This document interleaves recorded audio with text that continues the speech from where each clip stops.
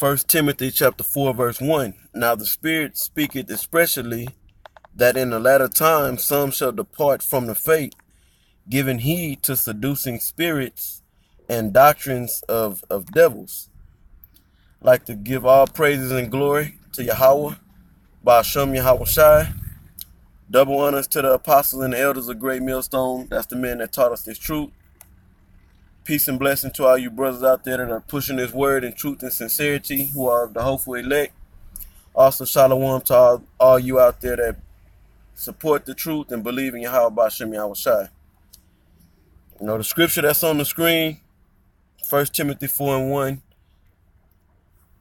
You know, this scripture is being made manifest in the times that we're living in right now. You know, it's been that way for years now. You've seen these guys come into the faith.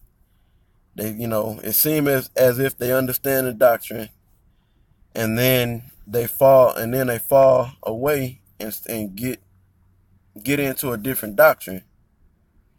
You know, and it's gonna continue to happen, man. You got, you know, the nigga up in Chicago, Nazariah, if I'm saying his name right, talking about Babylon is, you know, Babylon the Great, or is talking about the Vatican and the arrows that we read about in the scriptures that's referring to the thermonuclear missiles. That's talking about volcanoes. Using him as an example, but we had a guy, you know, in this camp that just fell out, you know, and on some, you know, really on some bugged out shit, you know, and we're gonna witness more and more of it as we read in the second part of this scripture. It says that they gave heed, or giving heed, to seducing spirits.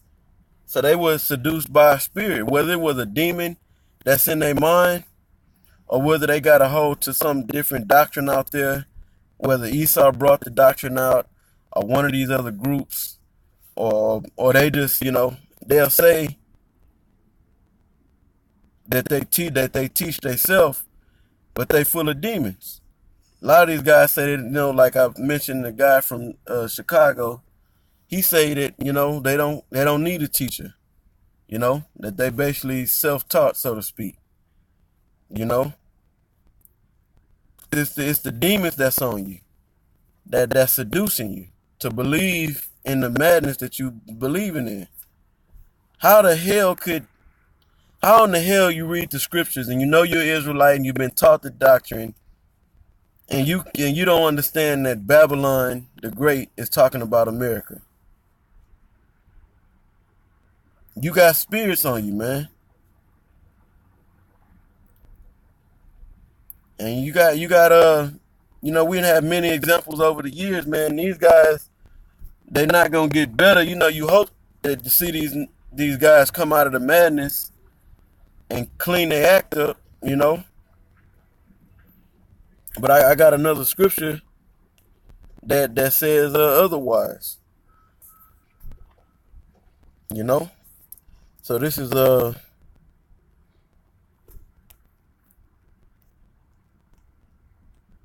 this is 2 Timothy chapter 3, verse 13, and reads, "But evil men and seducers," so these guys that fall out the truth, you know, I'm expressly, like the scripture we read in the last scripture we just read in 1 Timothy 4 and 1, you know, I'm speaking distinctively, or, you know, clearly I'm talking about, you know, I'm using this scripture to refer to the ones that were in the truth, that believed at one point, so to speak, and fell out of this truth.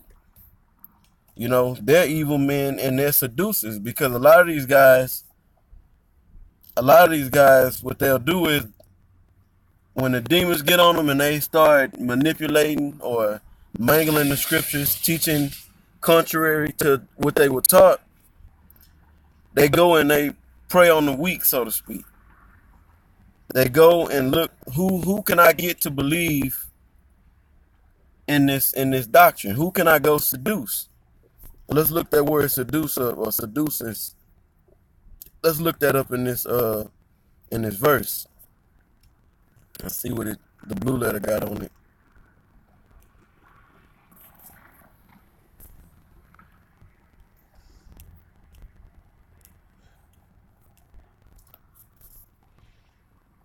All right, so this is for that word seduces. 2 Timothy 3:13.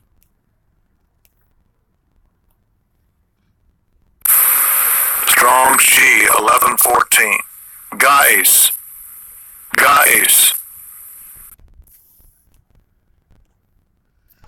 Okay, so for that word seduces, it says a wailer, a howler, a juggler, enchanter. Check that one out, enchanter. Cause that's really what they do. They basically cast spells on who they believe to be weaker in the faith, or guys that are simple, and people that they know ain't men of the Lord, that ain't solid in the scriptures. You know? It says, because incantations used to be uttered in a kind of howl, a deceiver, an imposter. So that's what the blue letter got on that word, seduces. Let's go back to the scripture. So I start from the top. But evil men and seducers shall wax worse and worse. So these guys are going to get worse, man. You know, they're going to come with, I won't be surprised if they come with, like the Apostle Tahar said, the mark of the beast is not the RFID microchip. And they start teaching that it's whatever, an embargo, Caesar Borgia, basically what these other camps teach. Or they might come with their own wayward breakdown, you know? Only time will tell. But we definitely in the last days. It's not going to be the last of these guys that believed in the truth and fall out, man. You know? It's going to be more of these guys that drop dead. Because when you fall out of this truth, you gonna remain in the congregation of the dead. I gotta bring that scripture out.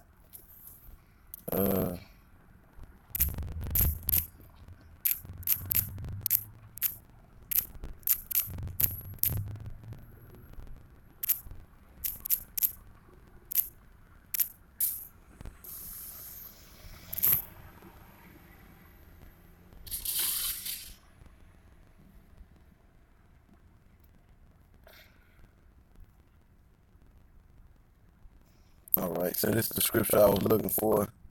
I just word searched it. So it reads right here, Proverbs chapter 21, verse 16. The man that wandereth out of the way of understanding shall remain in the congregation of the dead. And these guys, using the nigga from Chicago, he definitely wandered out of the way of understanding, man. You bugged out, and them niggas are only gonna get worse. At least the Most High have mercy on the guy. At least the Most High have mercy and pull him out of that. But the level of pride and the energy coming from that guy, I personally don't see it. Using him as a prime example, because this dude is barking hard, man. He barking with a lot of pride. And, it seems if you look at him and you don't know no better, he got confidence in what he talking about, what he's teaching, the madness that he's teaching. Scripture says, if you wander out of the way of understanding, you shall remain in the congregation of the dead. So the word congregation means with the flock. So you're going to be all the guys that you surround yourself with, the niggas you done seduced, y'all a flock of dead men.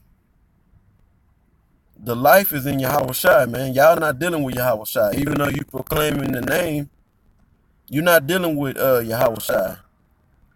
Because Yahweh Shai set up order, set up teachers, set up apostles, and set up elders. You know, like the brother or the elder Arala in Dallas say, y'all nothing but a bunch of bad little kids, man. Badass kids that don't want to take orders from your parents. In this case, you don't want to take orders from your spiritual parents. Take guidance and understanding from your spiritual parents, man. The men over here in Great Millstone, the sincere brothers, we don't just blindly follow the apostles. You know, we've done research and checked things when we first came into the truth and over the years. You know, because they'll say that about the guys in Great Millstone. We just follow the apostles and the elders, and like we just follow them on whatever they say. We don't look up nothing. We don't go into the scriptures. We don't search the scriptures. We don't do as the Church of Berea did. You know, but we do that over here in Great Millstone, and the apostles and the elders have taught us to do such. So man, hey, that's pretty much it. Didn't want to make the video too long, but when I woke up, man, kind of pissed off about these niggas teaching this bullshit, man. I'm just put it straight like that, man. Y'all were teaching straight up bullshit. Revelation 17th chapter. The mystery Babylon the Great. That is clearly talking about kingdom in that chapter. It tell you that the woman that had the scarlet color on, that sat upon the beast, that was Babylon the mystery, the mystery. Let me I'm not gonna pull it up on the screen, but let me get that real quick before I sign out. Get that real quick.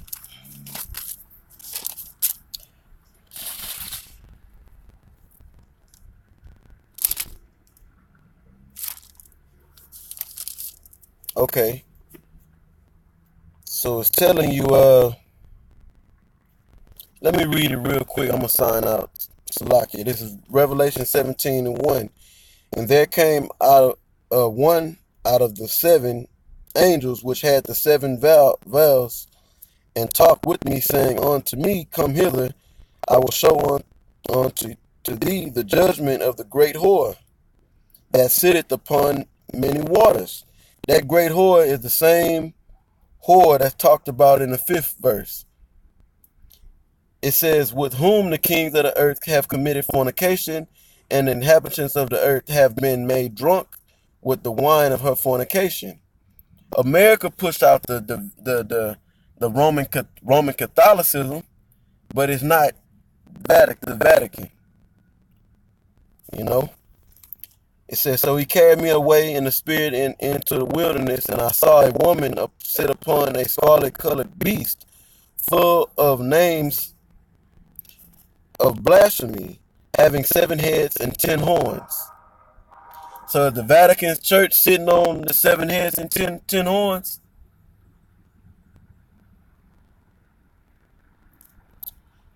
It says, the woman was arrayed in purple and scarlet color, and decked with gold and precious stones and pearls, having a golden cup in her hand, full of abominations and filthiness of her fornication.